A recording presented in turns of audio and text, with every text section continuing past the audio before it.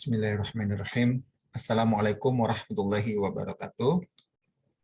Salam sehat semua teman-teman mahasiswa.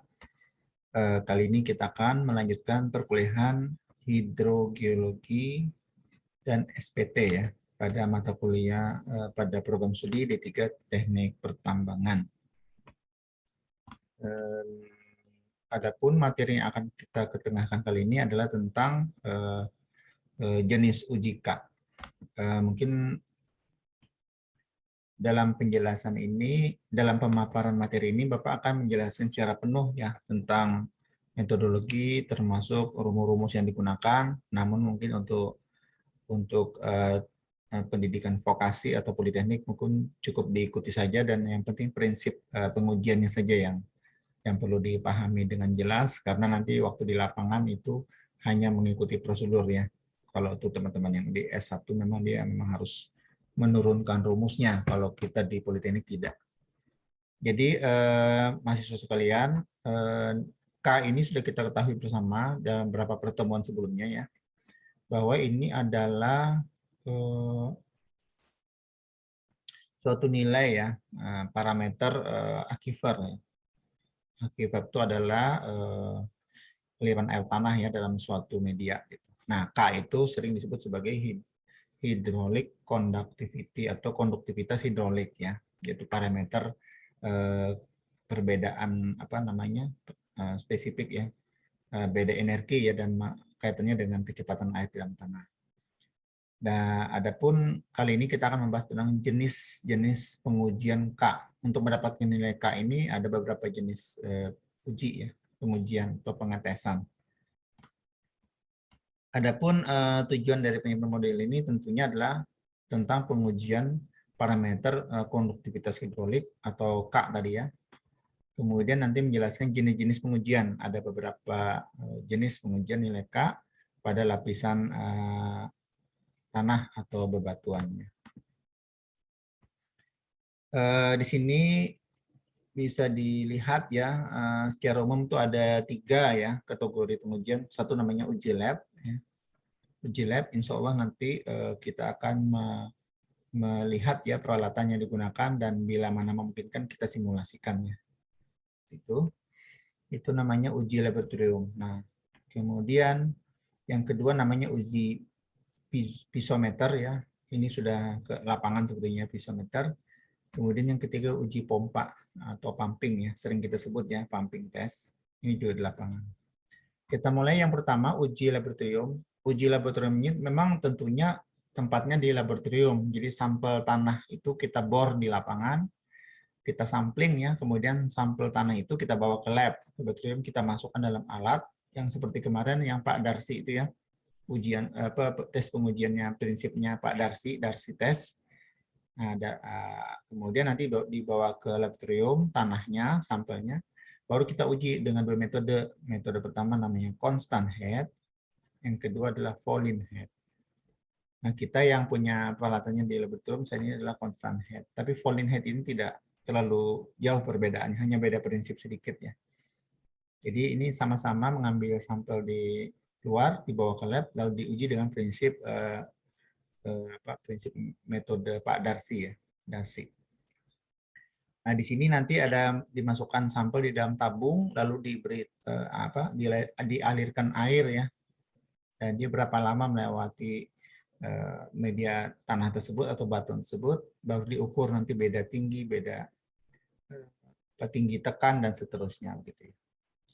Kemudian yang kedua adalah uji pisometer, sebetulnya tadi di lapangan ya. Pisometer ini dia nanti ada perangkat alat yang dipasang di lapangannya. Nah, uji pisometer ini menghitung nilai K-nya tentunya di lapangannya dengan membawa alat data bacaan ke lapangan. Nah, uji pisometer dilakukan dengan cara bisa dengan slug test ya, slug test, kemudian bile test, kemudian packer. Nah, kalau packer, tapi packer ini yang paling seringnya kita dengar ya, karena packer test itu biasanya untuk cross check nilai dari yang lab ini ya. Misalkan sudah ada nilai constant head tadi, atau falling head ya salah satu. Kemudian baru di cross check dengan hasil packer testnya berapa gitu ya. Packer test itu kayak sampling ya, tes sampling di tanah ini berapa nilai K-nya di sampling ya, packer test. Kemudian yang ketiga uji pompa. Uji pompa ini sebetulnya dia lapangan juga, tapi dia lebih ke pengamatan ya, pengamatan. Jadi ada sumur-sumur ya, sumur pengamat. Jadi ada sumur utama, ada sumur pengamat gitu. Nanti akan dilihat penurunan airnya. Jadi kalau sumur itu kita bikin sumur pompa, lalu air tanahnya kita keluarkan, maka nanti akan terjadi penurunan muka air tanah. Kemudian kita akan menghitung kapan dia kembali normal gitu. Nah, itu sehingga di sini sebetulnya lebih banyak memanfaatkan kondisi air tanahnya. Jadi dia ada yang disebut sebagai constant drawdown, jadi penurunan air tanah drawdown yang tetap atau konstan. Kemudian recovery, metode recovery ini pengembalian sampai dia kembali normal muka air tanahnya, ataupun step drawdown, ini bertahap ya, penurunan yang bertahap. Nah, uji pompa ini juga sangat lazim digunakan karena selain juga apa namanya lebih tanda kutip ya murah ya, karena dia kan hanya menaruh sumur-sumur pengamat begitu, dan itu juga sangat terpakai ya di lapangan. Uji pompa, uji pisometer, dan uji laboratorium itu semuanya akan saling membantu atau meng-cross check satu sama lain sehingga nilai K-nya dapat kita tentukan yang mana. Karena K itu kan pendekatan laboratorium mungkin akan berbeda hasilnya dengan yang lapangan, baik pisau atau pompa. Kalau laboratorium ini tentunya dia keunggulannya untuk benda yang tetap gitu ya, diam, tidak ada gangguan, maka dia nilainya lebih teliti. Yang lapangan ini umumnya memang lebih banyak gangguannya, pisometer. Tapi seperti uji pompa yang lapangan ini, dia keunggulannya dia sudah terpengaruh, dia sudah memperhitungkan kondisi aktual ya, bisa aliran air tanah regional misalnya, ataupun ada aliran sungai sekitar situ, air permukaan, jadi itu lebih aktual. Jadi masing-masing ini punya kelebihan. Nanti tergantung nilai K-nya itu nanti ada argumentasi dalam engineering itu ya. Jadi K kita tuh nilai K-nya berapa gitu. Nah, tapi hasil uji pompa sekian, berarti hasil lab-nya mungkin kemarin salah gitu. Jadi kita ada semacam perdebatan. Jadi nilai K ini akan saling ini. Jadi saling cross check. Bisa jadi hasil uji pompanya yang aneh misalnya, maka engineer itu akan melihat enggak, hasil lab-nya nilainya begini. Hasil constant head-nya nilainya sekian kan. Berarti uji lapangan itu yang melaksanakan salah, harusnya nilainya sekitar sekian. Nah, itu jadi bisa cross check. Jadi itu adalah beberapa metode ini adalah saling melengkapi dan untuk dianalisa. Karena nilai K ini sangat penting ditentukan untuk menghitung nanti berdasarkan metode pertambangan berapa laju air itu ya. Jadi kapan dia bisa, kalau kita dewatering pemompaan tambang, kapan dia terisi lagi. Jadi itu penting sekali, ataupun tambang front penambangan ataupun tambang bawah tanah. Ini kira-kira gambaran 3 jenis uji K ya untuk mendapatkan nilai K. Ini adalah ilustrasi dari gambar uji laboratorium ya. Jadi uji laboratorium yang sebelah kiri ini adalah constant head. Jadi dengan head yang tetap ya. Kemudian sebelah kanan ini adalah falling head. Gitu. Falling head. Nah, kalau yang di laboratorium kita yang punya itu yang falling head sebetulnya. Falling head. Nanti kita lihat sama-sama ya pada saat nanti pada yang praktek ya, pada saat praktikum. Kalau constant head itu dengan falling head ini sebenarnya tidak terlalu jauh juga ya prinsipnya ya. Ini dikemukakan teori ini oleh Pak Todd ya, Todd 1999. Jadi kalau constant head itu jadi apa namanya? Dia itu diberi apa ya, aliran air dari atas ya. Gini. Sebentar. Sampel tanah itu dimasukkan di dalam tabung sini ya. Metode Pak Darsi kemarin masuk dalam sini. Ini sama juga di tengah. Kemudian nanti akan dialirkan ya. Tapi biasanya dialirkan tuh dari bawah ke atas gitu ya. Jadi dari bawah air masuk, baru nanti dikeluarkan dari atas. Kalau dia udah kebanyakan airnya lebih baru keluar. Nah, cara memasukkan ini nanti akan dijatuhkan air dari atas. Jadi kalau dijatuhkan air dari atas seperti ini ya, jatuhkan, dia akan diukur sampai berapa tingginya dengan ujung ini, selisihnya ini ya, H. Maka dijatuhkan nanti dia akan memberi tekanan air jatuh ke sini. Lalu sini akan mengalir ke atas sampai pori-pori tanah atau batuan ini terisi air, nanti akan muncul ke permukaan. Kemudian air ini akan keluar dan merembes ya. Nah, gitu.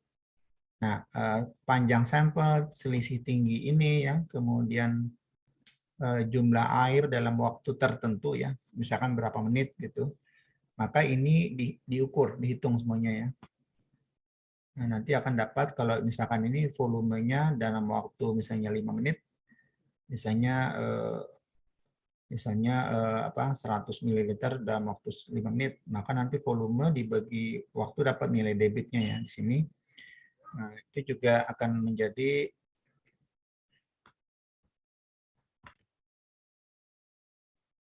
kita lanjutkan untuk yang sebelah kanan atau volume head per milliliter ini ya, volume head yang uji tekan jatuh ini ya, volume head itu ada perbedaan sedikit ya prinsipnya. Jadi di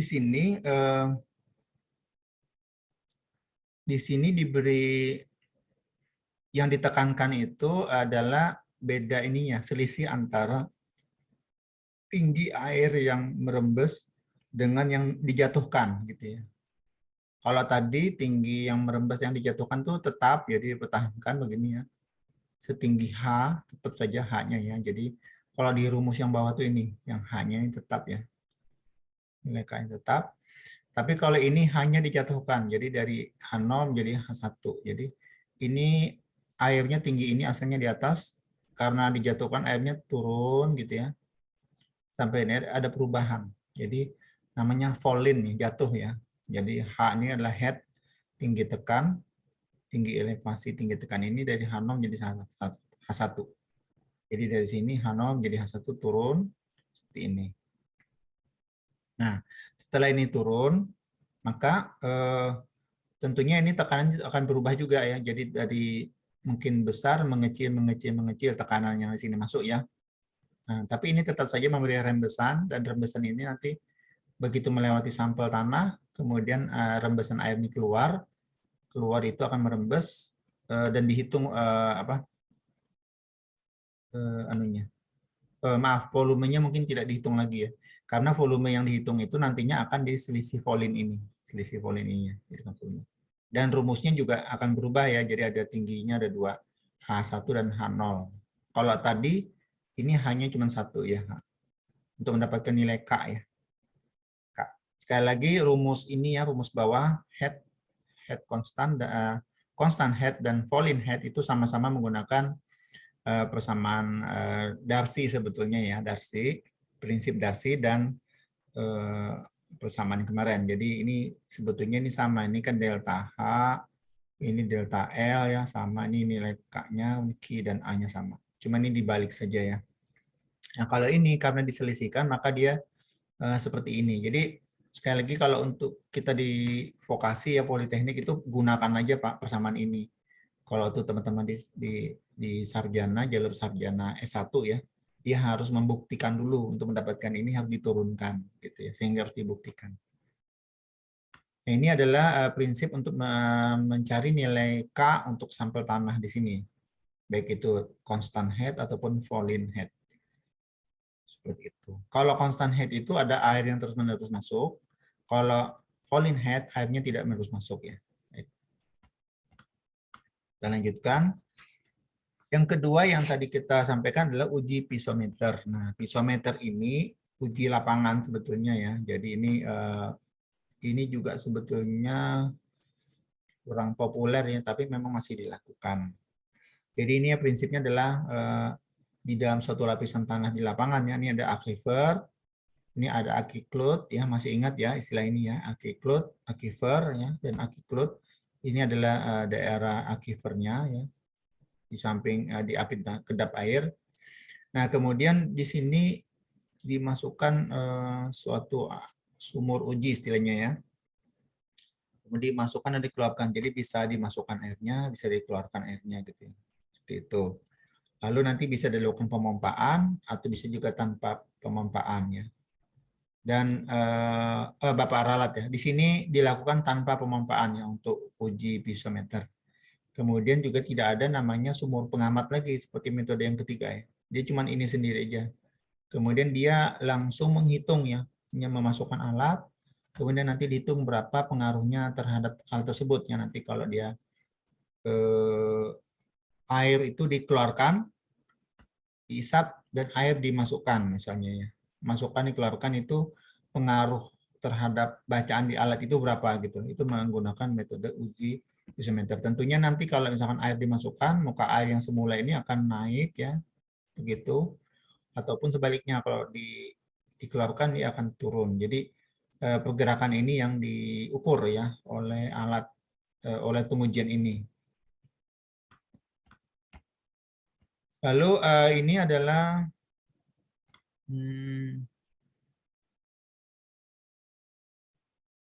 untuk piezometer.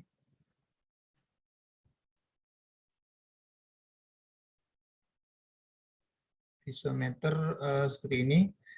Ini prinsipnya sama seperti tadi ya. Jadi prinsip gambar ya, secara gambar. Jadi kalau ini airnya kalau diisap ya dia akan masuk ya. Tuh, dikeluarkan nanti akan ada selisih ya. Selisih tinggi ini. Tinggi asal, misalkan kalau dimasukkan dia akan naik gitu ya. Gitu dan seterusnya. Nah, perubahan ini yang disebut DH terhadap waktu berubah ya. Maka kapan dia akan kalau dia dikeluarkan, misalnya keluarkan dulu, baru dia kapan dia akan kembali recovery.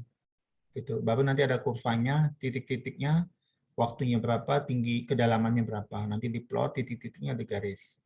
Itu ada prinsip untuk uji piezometer. Piezometer ya, betul. Nah, ini adalah rumusnya. K sama dengan A, lubang sumber ya dibagi dengan FI, shape factor dan time factor. Kalau FT diketahui, berarti nilai K-nya bisa dihitung ya. Nah, ini adalah beberapa penjelasan untuk bentuk-bentuk nilai F yang berbeda-beda ya berdasarkan kondisi sumur. Ini juga sama, lanjutkan. Nah, ini kemudian Packer test, ini yang paling seringnya. Jadi ada alat Packer test namanya ya. Nah, Packer test itu prinsipnya sama sebetulnya dengan piezometer pada umum, cuma ini sudah yang lebih applicable ya di lapangan. Jadi ada alat lah intinya tuh ada alat, kemudian ada tekanan, diberi tekanan, nanti dibuka ada katupnya, sehingga dia ada tekanan-tekanan dibuka akan dipompa air ke bawah gitu ya. Jadi ada bantuan alat. Jadi ini sini ada alat-alat ukur, ini ada tekanannya, nitrogen pressure, kemudian upper packer di sini packer testnya ya, lower packer test. Jadi ada alat yang dimasukkan gitu ya.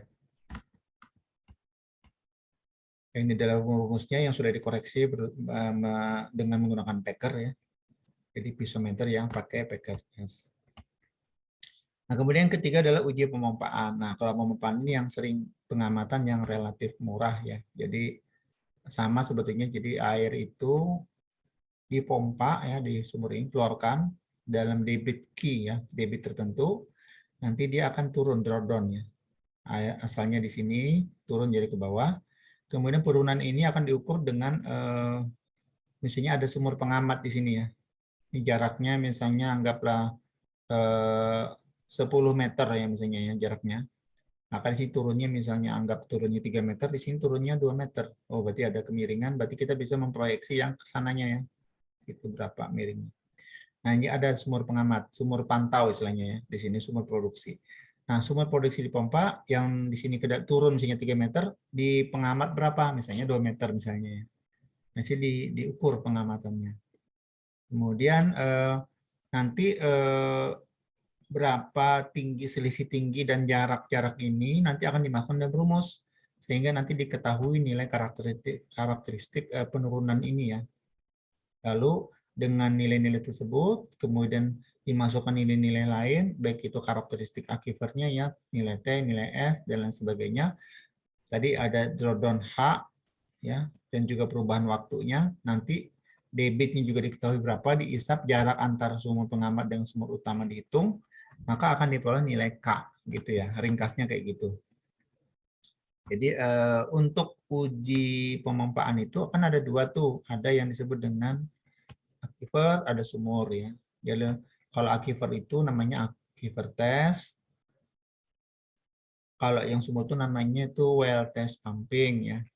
Nah kalau yang sering itu kan uji sumur ini, jadi menentukan tingkat optimasi sumurnya, debit yang aman berapa yang diambil. Kalau terlalu banyak kan nanti tidak bisa recovery kembali. Keandalan sumur dan proyeksi sumur. Sedangkan kalau tujuannya itu untuk produksi ya kalau uji sumur. Tapi kalau uji aquifer itu tujuannya untuk tentunya mencari nilai K tadi ya. Konduktivitas hidrolik, transmisivitas, dan storaaktivitas. Kemarin sudah kita pelajari bersama ya. Jadi nilai S, nilai T, dan nilai K ini akan diperoleh dengan uji aquifer. Beda tujuan dengan uji sumur ya secara umum. Cuma kalau di masyarakat itu sering disebut uji sumur. Kalau kita menyebutnya ini memang tetap aja uji sumur, cuma untuk aquifer ya, aquifer test.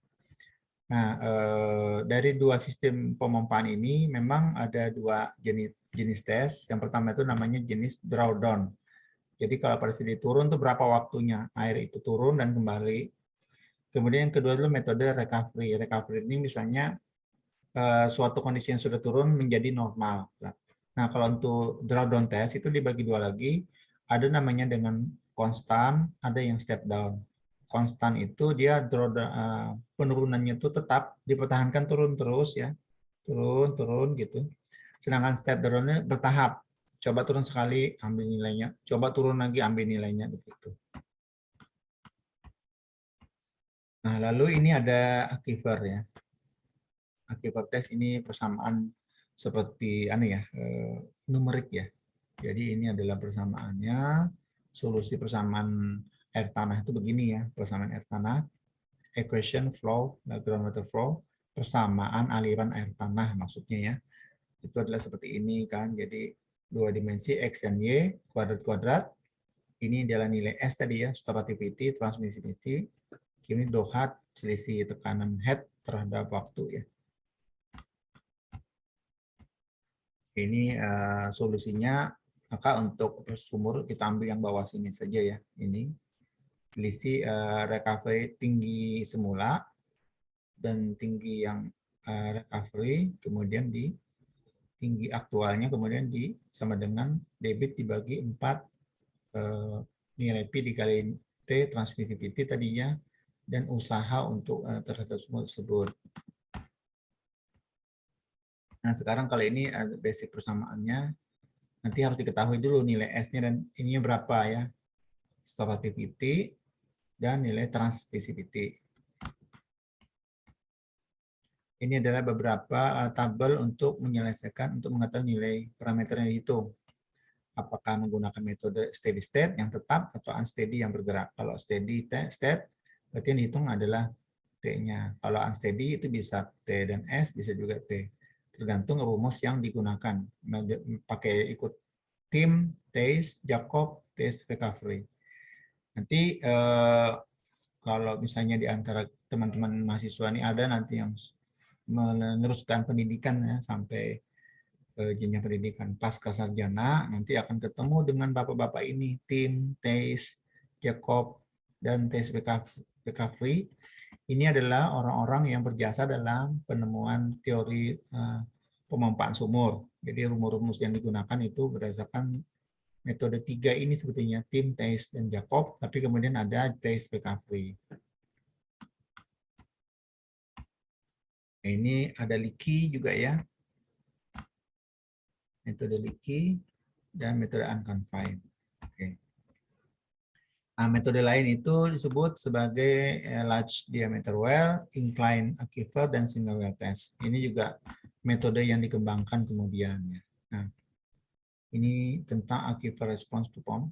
Jadi ini kondisi aliran air tanah di bawah tadi, itu bagaimana dia merespon terhadap kondisi pemompaannya. Ini tentunya begini, jadi ini penjelasan aja. Jadi kalau ini aquifer itu dipompa keluar gitu ya, keluar, maka ini akan nilai apa namanya, tadinya mungkin tingginya di sini ya, mungkin ada perubahan turun gitu ya, maka itu digambarkan dalam grafik ya, waktu dengan selisih ya, selisih antara penurunan dengan nilai aslinya, nilai nolnya, kedalaman asal Hano dan kedalaman yang berubah ya terhadap pompa. Nanti ada namanya kurva ya, kurva Ts. Nah ini yang tadi leaky, berarti posisinya agak di bawah sedikit ya, karena leaky ini kan ada suatu nilai yang aquifer yang leaky ini kan berkembang karena ada aquifer yang setengah apa merembes airnya, jadi metode leaky namanya. Maka kurvanya biasanya agak turun ke bawah karena tekanannya nggak terlalu tinggi lagi, sudah ada kebocorannya. Nah ini unconfined, tadi yang metode yang ketiga itu bisa tidak membentuk seperti ini melengkung, tapi dia agak berbelok-belok ya, karena dia sudah unconfined. Ada perubahan apa namanya, perubahan tekanan. Nah ini bond sama nih, ini pengembangan lebih lanjut yang impermeable, constant head, dan yang aslinya masih acuan yang merah ini. Ini adalah gambar-gambar perbandingannya antara beberapa efek dari penurunan muka air tanah gitu. Bagaimana aktivitas yang ideal ya untuk kondisi apa namanya yang tertekan ya.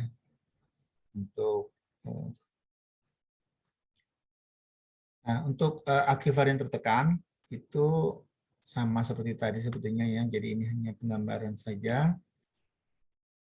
Jadi ini adalah nilai T dan S, lalu ditarik, kemudian ada pengamatan.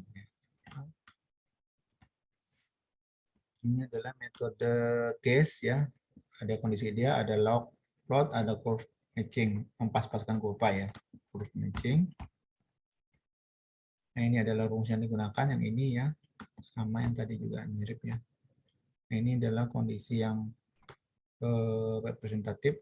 Jadi ini adalah kurvanya, ini yang asli master kurvanya, ini adalah pendekatan hasil pengukuran.